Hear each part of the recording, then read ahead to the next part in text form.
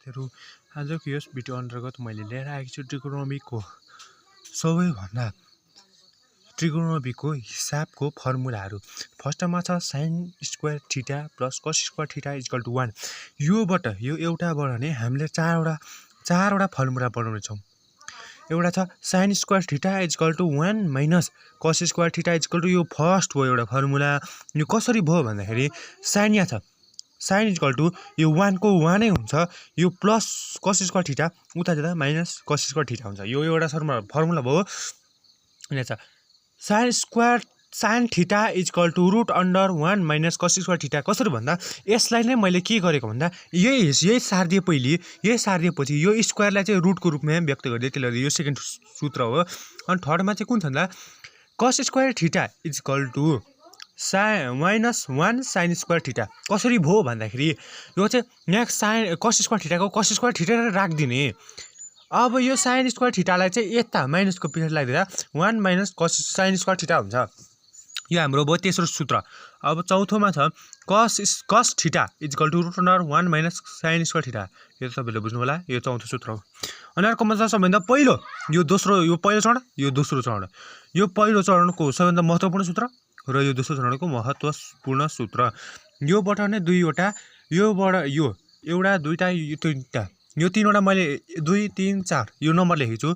योबाट नै सबैभन्दा धेरै फर्मुला बन्ने 8 12वटा फर्मुला बन्छ। यो तीनवटा 12वटा सूत्र बन्छ।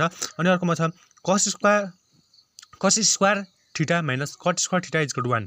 यो चाहिँ कसरी भयो भन्दा फर्स्टमा छ cos square theta equal to यो माइनसलाई पल्लोपट्टि जाँदा प्लस हुन्छ, त्यसले गर्दा cos square theta equal to 1 plus cot square theta. यो एउटा सूत्र भयो। अब अर्कोमा छ cosec theta equal to root under 1 plus cot square theta. यो पनि अघिको सूत्र भयो। थर्डमा छ cosec square theta minus 1 equal to cot theta. यो चाहिँ cot थीटाको सूत्र निकाल्दा यसलाई यो cosec स्क्वायर थीटालाई यही राखिदिने, 1 लाई यता माइनसमा ल्याउने, प्लसमा छ माइनसमा ल्याउने, अनि यो माइनस cot स्क्वायर थीटालाई उता प्लस cot स्क्वायर थीटामा ल्याउने। अनि त्यसले गर्दा कहिले पनि हामीले निकालेको वस्तुलाई देब्रेपट्टि निकाल्नु हुँदैन। त्यसले गर्दा हामीले त्यसलाई therefore cot theta equal to root under cosec square theta minus 1। अनि अर्को छ cot square theta equal to cosec square theta minus 1 भयो एउटा। अनि अर्कोमा छ महत्त्वपूर्ण तेस्रो सूत्र sec square theta minus tan square theta equal to 1। अब योबाट हामीले चारवटा महत्त्वपूर्ण सूत्र निकाल्नेछौँ। त्यसको लागि सर्वप्रथम हामीले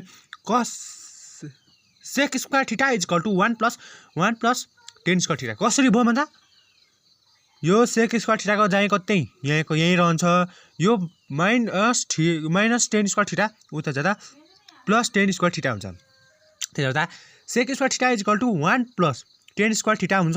अनि अर्को छ sec square theta equal to root under 1 plus tan square theta. यो स्क्वायरलाई उता जाँदाखेरि स्क्वायर बराबरपट्टि उता जाँदाखेरि रुटमा गएर जान्छ।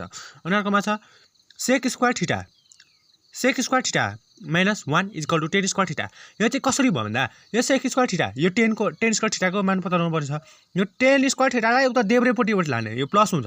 अब यो 1 लाई चाहिँ यता ल्याउँदाखेरि माइनस हुन्छ। अनि त्यसले गर्दा निकालेको वस्तुलाई कहिले पनि हामीले देब्रेपट्टि राख्नु हुँदैन, त्यसैले दाहिनेपट्टि राख्दा therefore tan square theta equal to sec square theta minus 1 हुन्छ।